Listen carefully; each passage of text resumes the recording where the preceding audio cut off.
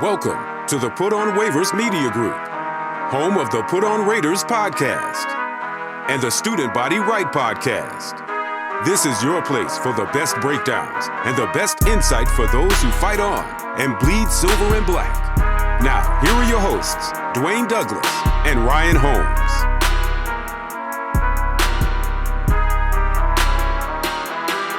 And welcome, everybody, to the glorious episode of the Put On Raiders podcast. I'm your host, Dwayne Douglas, along with Ryan Holmes, and we are podcasting off the beautiful shores of the Pacific Ocean. The weather's back. Beautiful day out here in Southern California. Our PORSBR is my Twitter handle, and RHOLM22 is Ryan's. Please make sure you leave that 5-star review. Click the like button, and also that notify button, that bell, so you can get notifications when we drop a new show. Ryan, how you doing today? Doing good. I'm in beautiful Las Vegas, home of the Raiders, for the next couple of days. So How's a little weekend action. Yeah. Hey, say hi to Ziegler and McDaniel. See how's everything going? Yeah, it's funny. I pulled into the hotel and there's an Italian restaurant next door in the parking lot. It has like a video board, and it was Mark Davis talking to some girl. I don't know who it was, but I was just in amazement. Why is Mark Davis being interviewed on the outside of an Italian restaurant on the video board? It was weird. That's weird. That's weird. That's funny though. Let's start with a little bit of stuff around the league first, and some things that affect the AFC West. So we know Hackett left. Well, he wasn't like he left. He got fired from the Denver Broncos after that dismal performance in 2022. Now he's the OC of the Jets. Is this the second time around here where they're trying to, bring in Aaron Rodgers possibly to follow him there? Because I mean, Hackett's success is kind of tied to Aaron Rodgers, which is a lot of people's success is tied to Aaron Rodgers. I think it has to be. I mean, that would be the premise from the Jets, because there's nothing that was on his resume in Denver this year as a play caller that said, we need this guy calling plays. And let's remember, he doesn't call the plays in Green Bay. So you have to go back to the Blake Bortles era in Jacksonville, the last time, other than Denver, that Nathaniel Hackett called plays. So I don't know. Maybe there's a connection between Hackett and Saleh. I know Saleh was in Jacksonville at some point, I think in like 2015. So maybe there's a connection there. But it just seems like an interesting hire for the Jets at this point. I thought they would go in another direction. I really don't understand this hire. Yeah, this has to be a connection to it. And if the Jets are in this situation where, I mean, they have a defensive head coach, so they're going to be in a position where like the offense is going to be given full autonomy to whoever is the quarterback and the OC. And if the combination is Hackett and Rodgers, they'll deal with it. I think the Jets they'd probably part with that pretty penny. It seemed like it would be a lot of picks to get the Aaron Rodgers, and then you have to. I think they would have to. I think Douglas and Saleh would have to come up to him and ask him, like, listen, like, you can't be doing this. I'm gonna play. I'm not gonna play every year. If we're gonna give up all this draft capital, he has to kind of commit that he's gonna be playing for the next 2 or 3 years. Yeah, I think it's any team that trades for Aaron Rodgers. They're going to want a commitment for at least 2 years to know that he's not going to hold them hostage after the season, because the cap hit's going to be huge. If someone tries to walk away from this contract in 2024, and you're going to have to give up at least a first-round pick, if not more, to get a 39-year-old Aaron Rodgers. And on the Hackett thing real quick, like what I don't understand is what was the urgency to get back in as an offensive play caller? I'm assuming he got at least a 3 or 4 year contract from the Broncos and lasted 1 year. So he's not making any more money by coaching this year than he would have if he sat out. Mm-hmm. And if the Jets don't make the playoffs next year, Robert Saleh's probably getting fired. So this is, if he goes there for a year and it doesn't work out, they don't get the quarterback they want, or the Jets just don't make the playoffs, then Hackett's going to be looking for a job again. So it just didn't make a ton of sense. And I think at this point, they have to go all in Rodgers, but they need commitments from Rodgers that he's going to be there for at least 2 years if you're going to give up the draft capital and or the amount of cap space you're going to have to give up in 2024 and beyond. 2020 this year or next year, 2023 is not the issue, because the cap hits around $15 million. The issue is you have to give him a balloon check of $58 million that gets spread out over the future cap. Yeah. Interesting situation. It seemed like something they could do that. It seemed like they could do something like that this offseason and try to go with Jordan Love. We'll see how that works out for the Packers. Frank Reich, head coach of the Colts, now head coach of the Panthers, and now it sounds like D'Amico Ryans. You mentioned to me that he might be a guy who they can't say his name right now because he's still around in the playoffs. I mean, I think the compensation we all know Sean Payton's a talented play caller. He's a good head coach, Super Bowl winning head coach, but it just seems like maybe, do you think here's my question. If he didn't have first round pick compensation, would he be the head coach of the Broncos? Because he's coming in with a big salary. Going to want full control, all those things like that, where you can kind of mold your team and mold that GM head coach combination with with what you have now, and then try to get somebody like D'Amico Ryans to come in, a young guy who's going to be able to spend those 80 hours in there all day and all night. If it wasn't, do you think it's just the draft compensation, or you think it's the payroll as well for him? It's a combination of everything. You're going to have to give him, from all the reports, $20 million plus a year, which is unheard of in the coaching profession. When it was $10 million for John Gruden, everyone was up in arms over it. Now we're talking $20 million for Sean Payton. Wow. And then he even went on Colin Cowherd and said, "Yeah, I'm worth a mid first round pick, and that's what someone would have to give up." The question I have is, if I was Sean Payton, I probably wouldn't take any of these jobs. I wouldn't want to be tied to Russell Wilson in that contract. I wouldn't want the Carolina job. I probably don't want to be tied to Kyler Murray. Just fast forward a year. Who are going to be on the hot seat next year that he could possibly walk into a much better situation if Dallas opens up, if teams like that. So I think that he probably would want to be in a better situation that has more talent. Mm-hmm. But my thing is, I don't know how the contract works. I don't know if it tolls because he's not actually employed. Like, if he waits another year, is there no compensation tied to him? Maybe so. I would think that you just can't hold a coach's rights indefinitely. So there's probably a sit out period here. Whatever his contract is signed through, he probably has to sit out. There's some buyout that he can negotiate. But I think next year he's going to have better jobs are going to open up next year than are open this year. The jobs this year are not very good. I mean, Indianapolis isn't a great job. Denver, because of the division and the quarterbacks you have to play against, and the fact you're tied to Russell Wilson, don't make it a good job. Arizona's not a good job because you're stuck with Kyler Murray. Carolina's not a good job because you don't have a quarterback and you're picking ninth. So I think there's just going to be better jobs open next year for Sean Payton. Yeah, we'll see. We'll see what happens there with Sean Payton going forward. But so Frank Reich goes to the Panthers here. That was another spot where that Sean Payton could have possibly went. I don't think, and I think people are automatically were talking about, like, because there were cards to the Colts in the past. I think if you're the Panthers, like, and I am Frank Reich, like, why would I not just try to ride with one of these rookie quarterbacks? Like, if I can trade up to get one, because when you think about it, he went through the Rivers experience, he went through the Ryan experience. Now you're gonna do it again. If you're gonna do it again with Derek Carr, like, it doesn't seem like those things worked out for him. He is 7 games over 500 as a head coach. He can win some games for you. I mean, we probably died to have a guy who's 7 games over 500 coaching the Raiders. What are your thoughts about him either kind of just trying to convince his organization to kind of trade up for a quarterback when these three quarterbacks coming out, or would they go out with a veteran, or could they just bring back Sam Darnold? They're not bringing back Sam Darnold. And if I'm Frank Reich, I think the other way. In a perfect world where I have 4 or 5 years and I can wait and I can build, I take the rookie. But I don't think they have that. David Tepper got rid of Matt Rule 2.5 years into a 7-year deal. He's probably one of, if not the richest owner in the NFL. And Frank Reich is a second-time head coach now. He doesn't have time to lose for 2 or 3 years with a rookie quarterback. Like, they have to win in the next 2 years or he's going to be out of a job. So I think they should go the other route. They have a ready-made defense. They have a couple of weapons on offense. They need a quarterback. So if I was Frank Reich and I wanted to be coaching 2 years from now, I would go out and get a veteran quarterback just to secure that. They have a ton of talent on that defense, and none of them are making any money.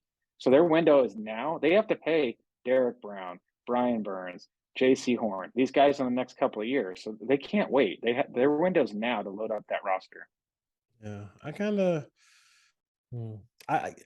I mean, and there's no one in there. Who's the best quarterback in that division? I mean, that division is wide open. Yes, 100%, 100%, 100%. You don't need to be 7 wins might win the division.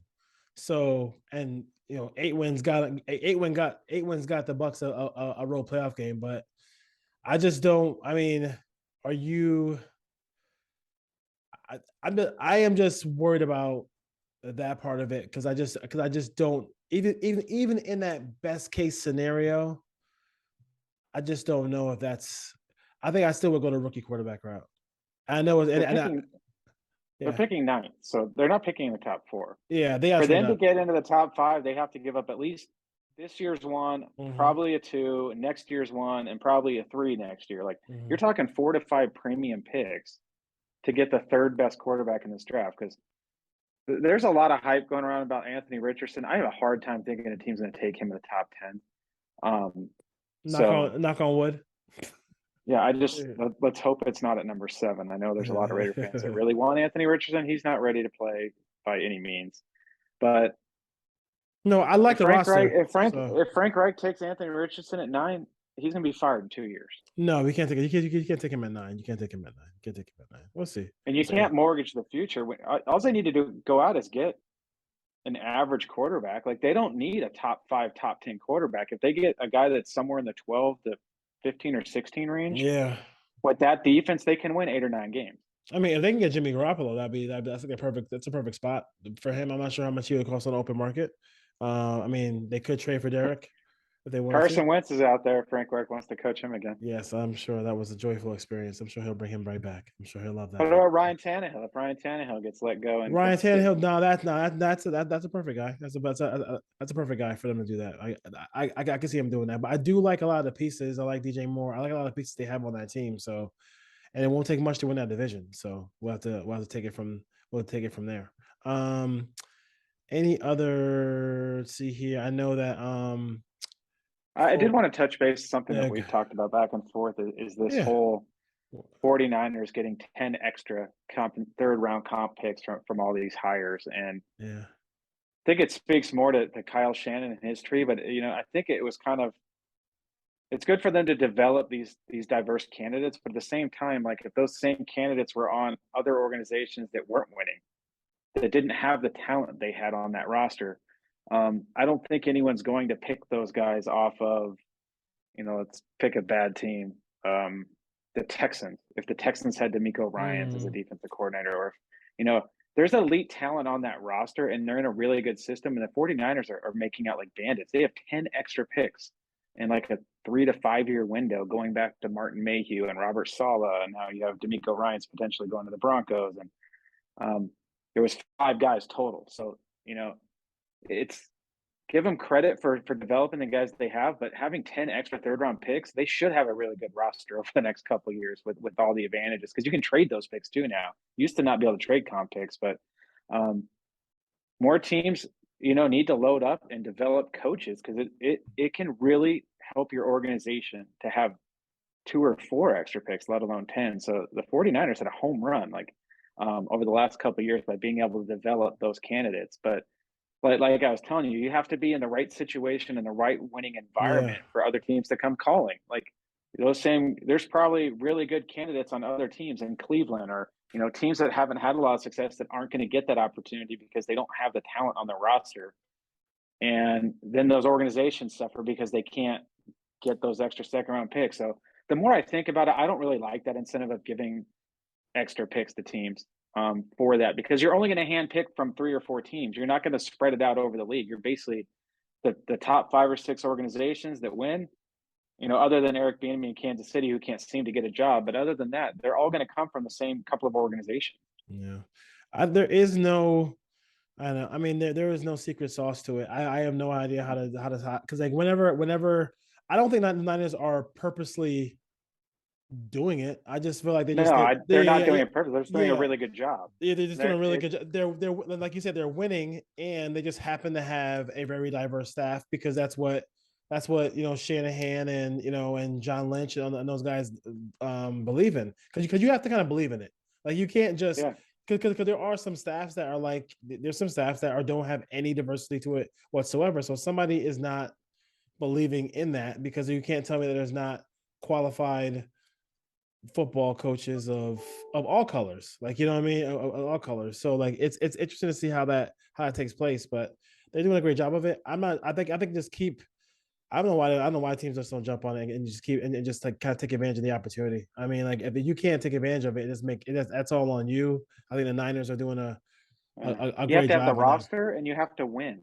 Like you could have teams hire as many diverse candidates as they want, but if they're not getting deep into the playoffs every year over a 4 or 5 year period and getting to Super Bowls, it doesn't matter. No one's going to come trying to hire those candidates. And they have to be on the staff for 2 years, right? So like, I mean, 2 years, it's 2 years. So like, even so, if Flores gets a head coaching job from the Steelers, they get nothing because he's only been there for 1 season, 1 year. So they even kind of threw that in there too, like a monkey wrench into it. So you can't just like kind of hire people just to hire people to try to get the incentive of draft picks. So I mean, they've kind of covered their bases in a lot of ways. So I think just you guys gotta keep doing it and just write it out. That's the way but I do understand. I do understand both sides of it.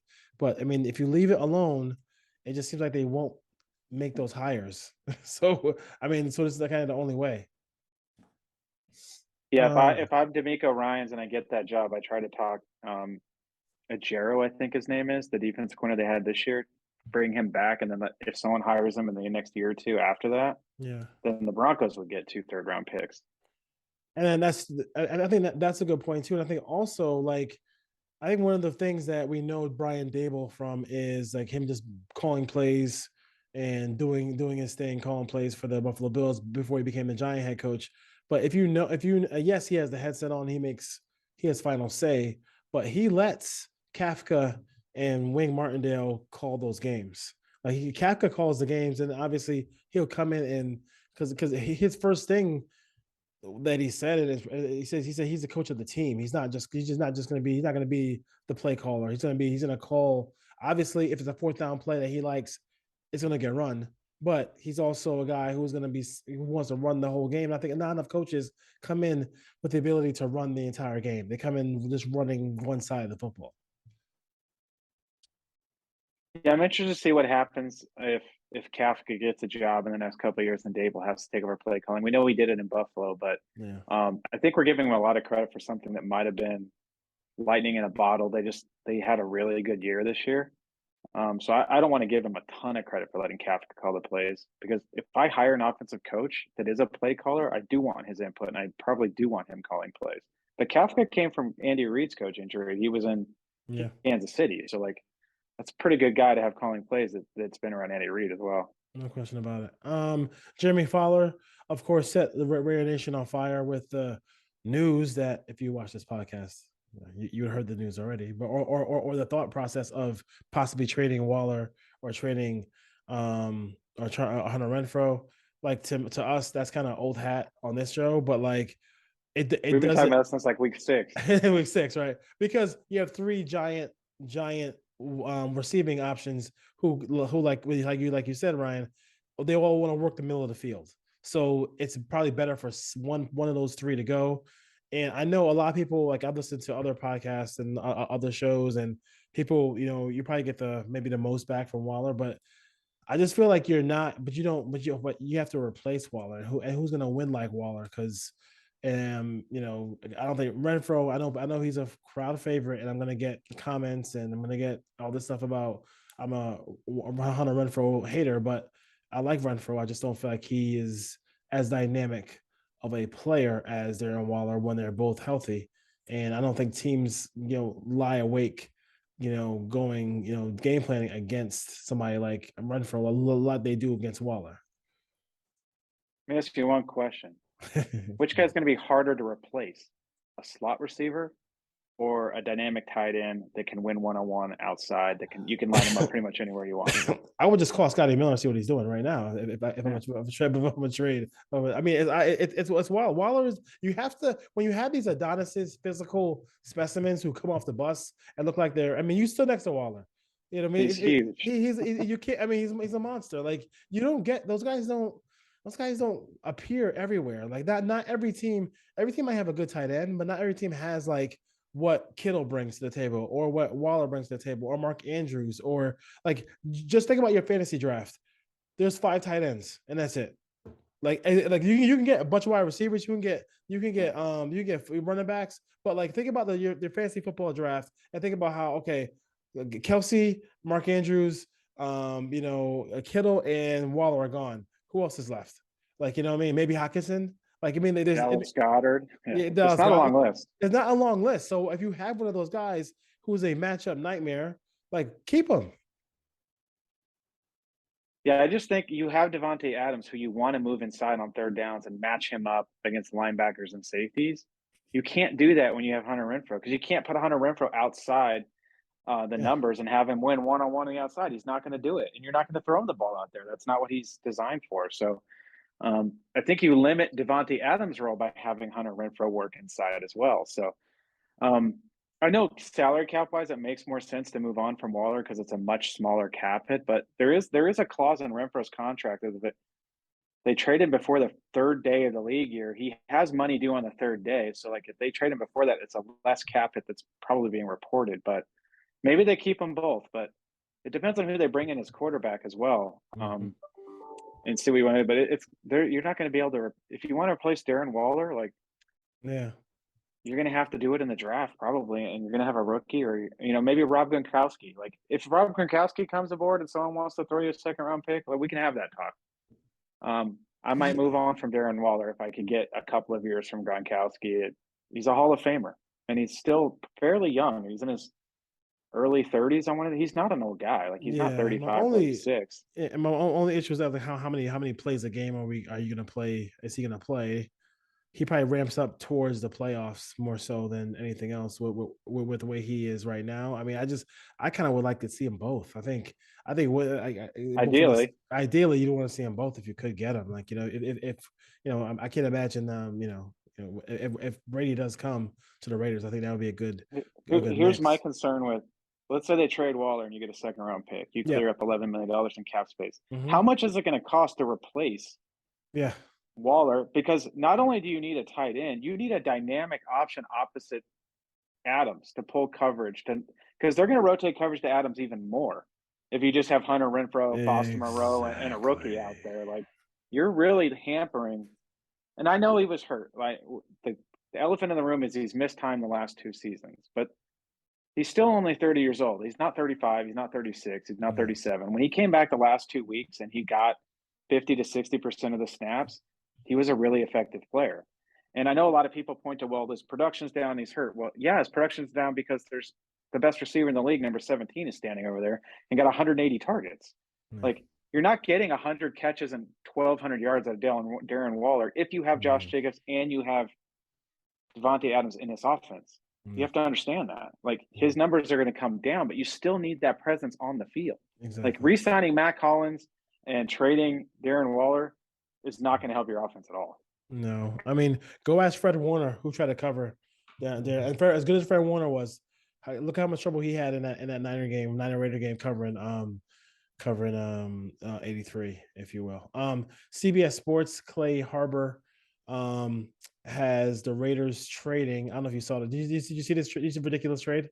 This is ridiculous. 75 draft picks to move up to 1. That's a ridiculous trade. You saw it, right? It was bad. I think it was like 3 1s, a 2, 3 3s, firstborn, and 20 million cash. I mean, it was bad. It was bad. I'm sitting there like, and one of the guys, one of the Raider fans who I can't find his tweet. His tweet for it. I think it was NCY Raider 88. He puts out classic Raider videos on YouTube. So if you're looking for classic Raider video on YouTube, he puts those out and they're pretty good. But just simply put, like, there is no, and his last sentence of his tweet was, there is no Peyton Manning or Andrew Luck in this draft. So like, yeah, That would be hilarious. I mean, three. That's three. I mean, three first round. I mean, like three first rounds. That's going crazy. That's going nuts.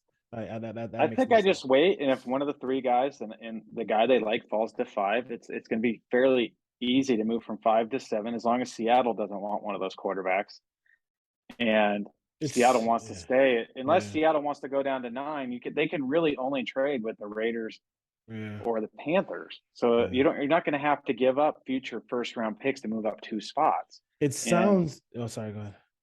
I was going to say, this whole regime is talking about building depth, building through the draft, doing this the right way, like trying to build a sustainable winner. You know how you don't do that? By trading a ton of future draft picks. The Raiders are in the spot now because they missed on all their draft picks. Exactly. They had a lot of bad draft picks. They just missed on every single one of them, except for Josh Jacobs and a couple others. That's crazy. What else is there? Linebackers, Raiders linebackers in review. It's funny. I asked a friend of mine was like, "What are you gonna talk about today?" And he was like, "I was like Raider linebackers like review how they did this year." He was like, "Oh, we had linebackers this year." I looked at the stats and that's the first question I asked. They had linebackers this year. Man. So basically, let's start with Perry. Let's start with Perryman. Is Perryman a guy? It's time to move on from, like, I say no. You say no. Okay. So is he? I mean, is it just for him? It's just a health thing. Can he, being that thumper and that guy who does such a great job in the run game? Can he? Do you have to make sure? Excuse me. You have to make sure you get somebody who can fill those snaps for him, because it's gonna be hard for him to play a whole season. Well, they want to stop the run. That's what Patrick Graham wants to do first and foremost. Third and long. If you don't bring back Perryman, you need 3, if not 4, new linebackers on this team and 2 new starters. And this is a bad draft for linebackers, and it's a bad draft unless you want to go spend a ton of money on Edmonds out of Buffalo. I mean, you could probably bring Perryman back for cheap. I know, and I have the tweet saved because I tweeted earlier this season, or maybe it was last offseason, that you could get Perryman on a 2-year, $6 million deal, and I was laughed at. So that is in the queue, ready to be fired out when he signs a contract this year, because he's not breaking the bank.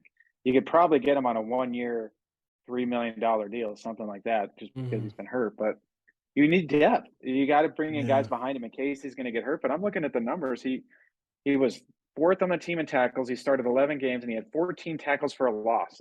He basically had a tackle for a loss over 1 per game. And Max Crosby had 22, and like no one else on the team had over like 4. Like this guy is impacting the game in the run game. He had 2 interceptions, and this is gonna blow your mind when I tell you these stats, because they literally didn't have linebackers. So if you look at the interception column, Denzel Perryman had 2. There was not another linebacker that had 1. Forced fumbles from the linebackers. None. 0. Oh my God. 0 from the whole linebacking crew. And then let's see, fumbles recovered, 1. Jayon Brown had 1. So and then passes defense, they had total from their linebacking crew. PBUs? No PBUs? They had 4, and Denzel Perryman had 2 of them. Oh my God. So basically, the Raiders don't have a linebacking core without Denzel Perryman. So they gotta bring him back. They don't defend it. They don't have passes defend. They don't intercept the ball, and they don't force fumbles. Wow. Okay. So we know that's not good. No, you're not good. So Divine Diablo got hurt. But we've talked about Divine Diablo. Like, I'm not sure what capacity that Patrick Graham wants to use him, but coverage is not. He just is. He's a young player. Maybe develops, but currently, you could not go into the season thinking that he would be able to cover people. You have to play man if he's going to be covering. And the problem with the Raiders early in the season is they played a lot of zone, and he was lost in a lot of the zone defenses. He'd run the wrong hash. He'd run away from the passing strength when he was supposed to be going there, and he's just going to need time to develop. You can't run him out there and say he's a for sure starter next year. He's going to have to earn it in training camp. He needs competition, whether that's a rookie or another veteran. You need someone else. Like ideally, you could run Perryman out there on rundowns and then replace him with Diablo in passing downs if you're going to play a lot of man. Now the Raiders didn't have the corners outside to play man, a lot early in the season. So, or the safeties when Abram was on the field. So they need to revamp the whole secondary and the linebacking core. My guess is Graham wants to play a lot of man coverage, but he just didn't have the right pieces, which affected Diablo. And then Diablo's got to stay healthy. He missed 9 games this year. I know he got hurt, and it looked like a pretty serious broken forearm or a forearm injury, but he's going to have to stay healthy. And then after that, like Jayon Brown, I wouldn't bring him back. Luke Masterson and Darian Butler, I would hope you could find upgrades if you needed to keep Masterson as like a 5th linebacker and special teams guy. But for Jayon Brown too, like I was disappointed with the fact that I just thought he would be of a guy who could help you out in coverage. Like that's all I was looking for him to do. If he did nothing else and just helped in that and can help in that capacity, I'd have been happy. But he just couldn't do. He couldn't do any of it. He was rough to watch, just like the rest of them. And like there is no young player, whether it's Langley or Bolton or Masterson or Darian Butler. I mean, none of those guys are going to be guys who. This is probably is this the worst linebacking core in the National Football League? I'm going to read you their past defense grades. There we go. I won't even get like Blake Martinez, six targets, 6 completions. We'll skip over Butler. Masterson, 15 targets, 14 completions. Jayon Brown, 34 targets, 29 completions. Divine Diablo, 36 targets, 30 completions. Like we're talking 85, 90, 100% on all those guys. And then Denzel Perryman was 29 targets, 21 completions. So as a group, I could probably do math top of my head real quick. It's over 90%. Like teams that are targeting them 10 times are completing almost 9 attempts. None of them covered. Yeah, you can't do it. You can't look at that. So yeah, so they gotta do what they gotta do and improve that area of the field. It's a lot. Like I said, it's a lot to you bring back Perryman. If you can get one solid starter, and you have to develop talent. So Divine Diablo's there. So you gotta hopefully you can develop that. Develop his athleticism into becoming a good player. And I mean, we know what they need in the middle of that defense on the defensive line too. But yeah, the linebacking core is not a good one for the Raiders as far as that goes. I had a tweet from somebody. I don't know where it is now. I can't find it. Where is it? I can't find it. But no, it's basically a tweet about Josh McDaniels.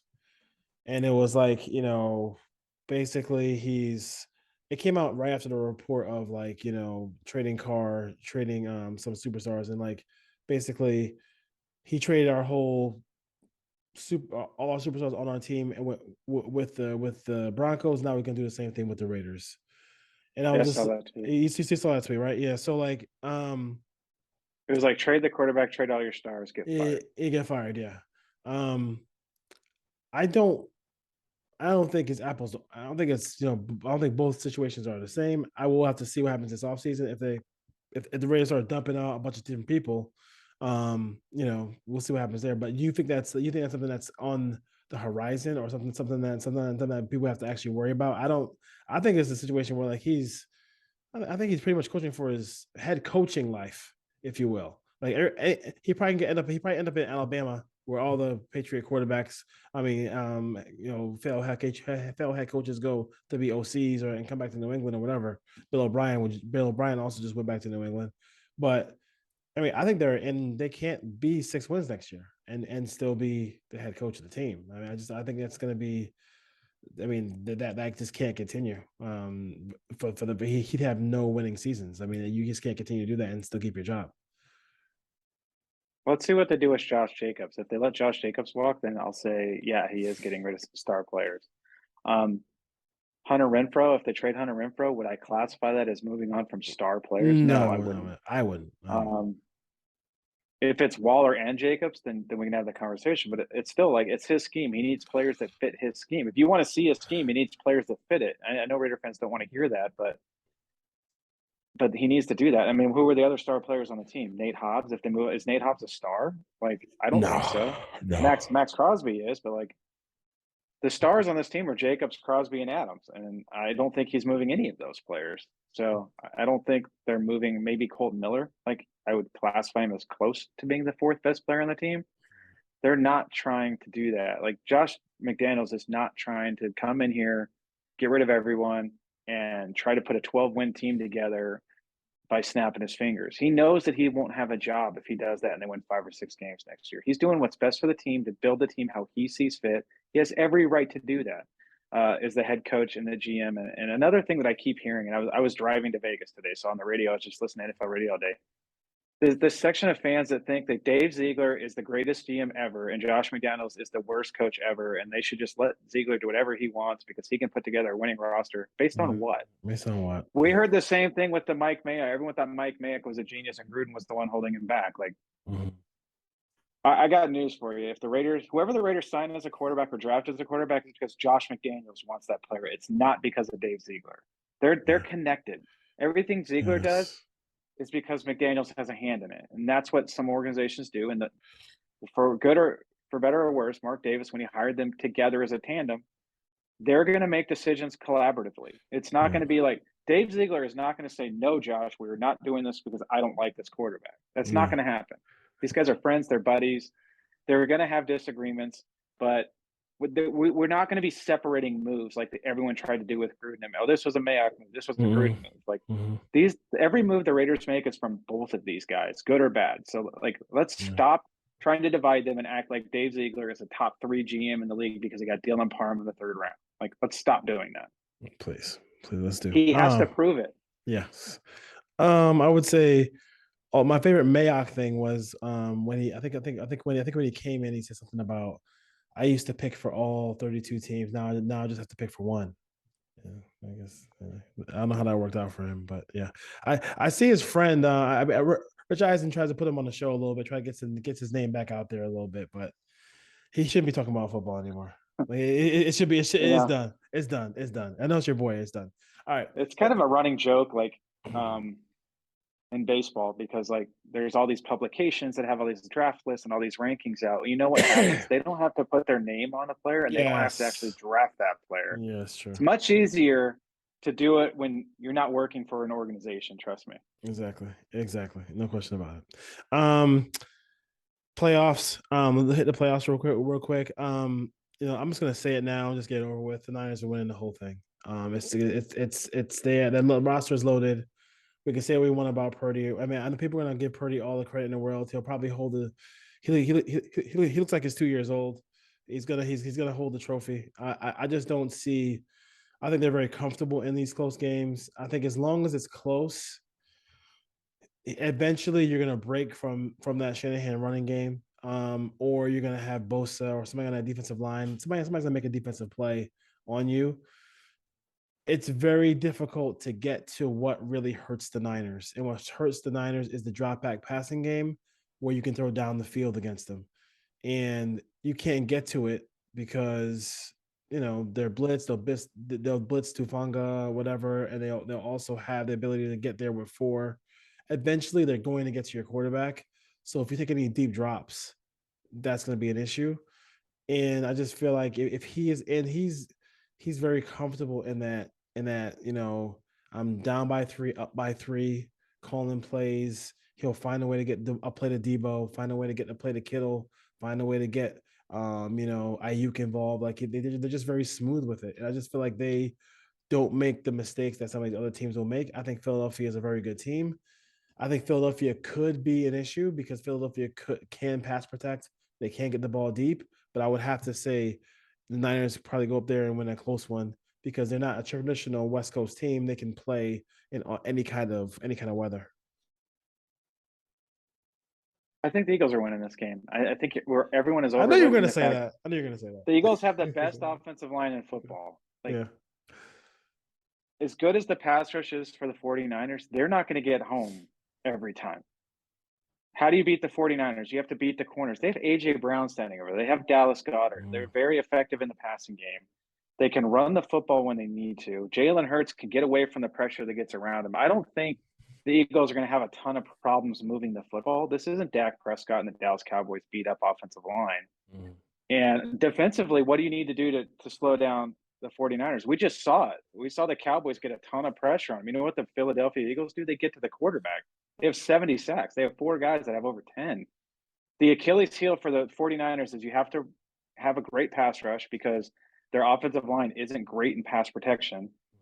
You have to have a good offensive line to stop the pass rush. Oh, and by the way, we haven't even said they got 2 Pro Bowl corners standing out there to actually match up with the wide receivers for the 49ers. So the Eagles match up really well, and that's not even mentioning Chauncey Gardner-Williams or Johnson that can go down and guard Kittle. So I think the Eagles are constructed, have the best roster to combat this team, and I just don't see Brock Purdy, and maybe I'm wrong, I don't see him having a ton of success this weekend. You don't worry about so you think they're gonna stuff the run and then force Purdy to throw the football, or you get a lead. We haven't seen this team have to play from behind.